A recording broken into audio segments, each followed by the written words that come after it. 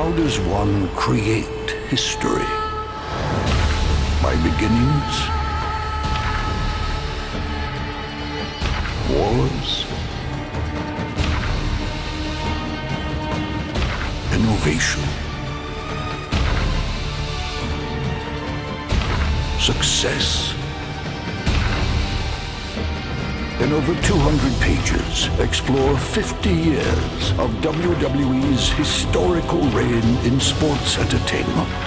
WWE 50. Available March 31st. Pre-order now online or wherever books are sold. This is Shelton Benjamin. This is Harley Race. This is Mick Foley. This is Mr. Wonderful Paul Orndorff. This is the Monster Abyss. This is Daniel Bryan. This is JBL, and you're watching the MWF. Be there live.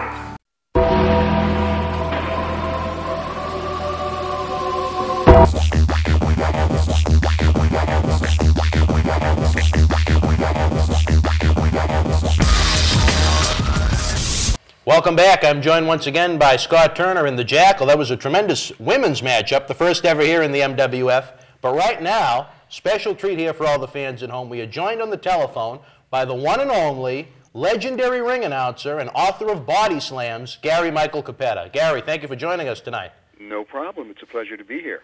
It's the holiday season, and I'm sure these books are flying off the wall. Tell us a little bit about your autobiography, Body Slams. Well, Body Slams actually didn't start out to be a book. When I came off the road from WCW, it was a difficult transition to go from traveling all around the world to a very sedentary life at home. And so I just started to write down some thoughts and some memories that I thought might make it easier for the transition. And 2 years later, I was still writing. Really? Where did you get the idea to do this? Now, this wasn't something coming off of the heels of some of the other wrestling books that have become famous since 1999 or so. This is something you just did on your own. Oh, yeah. This was written before Mick Foley's first book. This was at a time when publishers thought that wrestling fans not only wouldn't read, but couldn't read. Right. Now, did you have a hard time finding someone to publish the book? Absolutely. It was they wouldn't listen at the time. So, but I think we proved them wrong. And the book is tremendous. I know myself, the Jackal, and Scott Turner have all read it, and they all agree with me that it's one of the finest wrestling books out there right now. So it would be a great holiday gift for anyone out there, because not only is it a great wrestling story, but it's a great story in general. Well, it's a journey, is what it is. That's how I like to look at it. It's a journey of my 21 years through WWF, and then through AWA on the independent scene, and then through WCW. And there's a you can do it if your heart's in it message.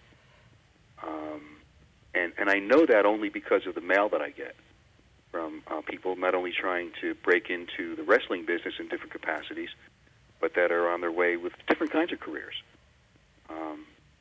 I get some very interesting mail, and I love it. So the response has been overwhelmingly positive. Yeah, it's freaky. Freaky, huh? It scares me. Now, when was this book officially released? Was it the year 2000? Yes. 2000. Now, you've actually gone on an extensive tour all over the United States. Maybe you could tell us a little bit about that. Yeah, it was originally released 2 years ago. It's undergone 3 printings. And I started my tour in the Midwest. I went to county fairs, and I went to state fairs, which is where pro wrestling began in this country. And that was a 60-day tour. And then I came up to New England for a few days in that fall. Then in the last winter, I was at Barnes & Nobles and Borders bookstores from Baltimore down to South Beach and every place in between. And then, of course, I was back in New England this past fall. Yeah, absolutely. You were a big part of our Superstar Billy Graham benefit back on October the 5th in Wakefield. That's right. Right. So it's been fun because I love going out, love meeting the people.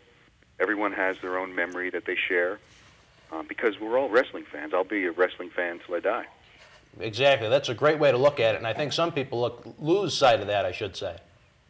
Yeah, I guess if there's 2 things that make this book different from any other wrestling book, it's that my perspective is different from the others that are out there. Mm-hmm. Because I always kept one foot in the quote-unquote real world. Right.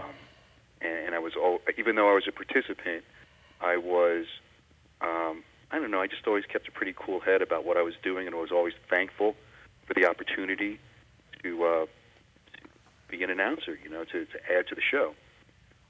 And the other thing is that because I never have any desire to work full-time as a ring announcer ever again, and I never care whether or not I ever work, in fact, I probably never will work for the McMahons, I didn't have to draw a line as to what I said. I didn't have to worry about what I said in this book. Most people out there now are always looking for that, the big final payoff. So you don't have that to worry about, so you don't have any reason to hold back. Yeah, everyone else that's written a book would, you know, jump at another contract. Right. I've moved on. It's a great way to look at it. Now, there's also a website that goes along with this. Am I correct? Yes, we're at www.bodyslams.com. Bodyslams.com. Check it out. I'm sure there's all kinds of interesting tidbits from behind-the-scenes type things, and I'm sure there's all kinds of ordering information on how you can obtain the book Body Slams itself. Yeah, best place to get it is Amazon.com. Amazon.com. You just type in, I'd imagine, Body Slams or Gary Michael Cappetta in the search, and it'll bring it right up. There you go. There you go, and that information is going to be on the screen for you, so you can type in on the internet as soon as this program is over, because we don't want you to leave. Now, Gary, tell us a few stories out of the book. There are so many, I don't even know where to begin. What are some of the highlights of the book for you? Oh, boy. Well, you know, they span the entire book because the way I got, my first time in the ring was really a fluke. I was just sitting at ringside, they didn't have an announcer, and I volunteered. So I went from sitting in the third row to standing in the middle of the ring next to my heroes. That was back when Bruno Sammartino was the champion. So, of course, you know, that was a very thrilling time. No, I can imagine. And then my first national exposure was when Vern Gagne asked me to join the broadcast team on his ESPN show when pro wrestling was first on ESPN. It was Tuesday night Slams and Jams. It was Slams and Jams. And then another highlight was in 1989 when I got my contract with Ted Turner, which gave me the opportunity to travel around the world. So, I mean, the experiences go from, I mean, they span 21 years. You know? Exactly, with every major territory going. Yeah, and a lot of indies in between. I did a lot of New England work during my independent years with the Savoldis. Really? Yeah. So that, I mean, that was, I couldn't ask for anything better. No, not at all. Now, one thing the fans might not realize is that you were there during the transition period in the World Wrestling Federation when it went from Vince McMahon Sr. to Jr. What was that period of time like? Yeah, I mean, it covers actually two transitions. It covers that transition when Vince Sr. passed away and Vinny took over, and then from another point of view, which is kind of along the same lines, but when we went from regional to national. A lot of people don't realize that when Vince Sr. owned, it was actually Capital Wrestling, which was the business name for the WWF, he had partners, and he owned 51% of the shares. So in order for Junior to take over, he had to find a way to take the shares away from the minor shareholders. Ah. And there was a lot of discord, you know, about that. But he, you know, he did what he needed to do, and then he took a huge risk in changing the product and expanding across the country. It was a shaky time, you know.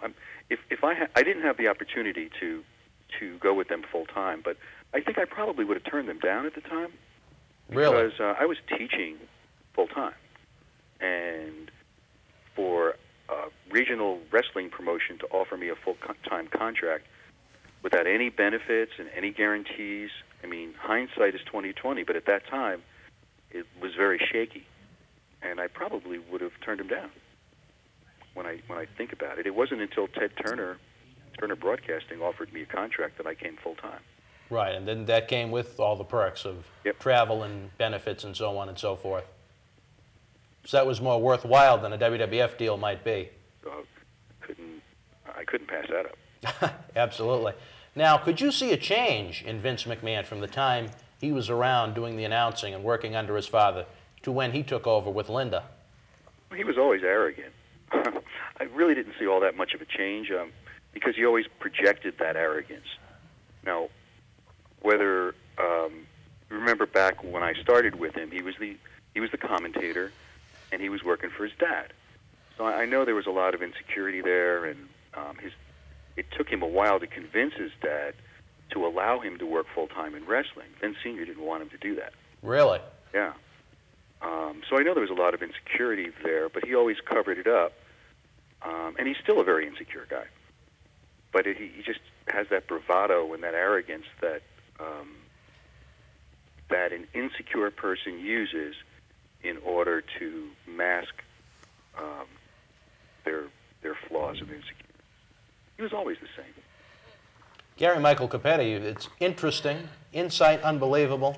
Body Slams the book, bodyslams.com. Check it out. This is one wrestling book you won't regret buying. It's not fluff like some of these WWF releases. This is a man that has 21 years in the wrestling industry, not 2 years like The Rock's when his came out. This is a book that's going to be worth you $20, $25 or however much it costs.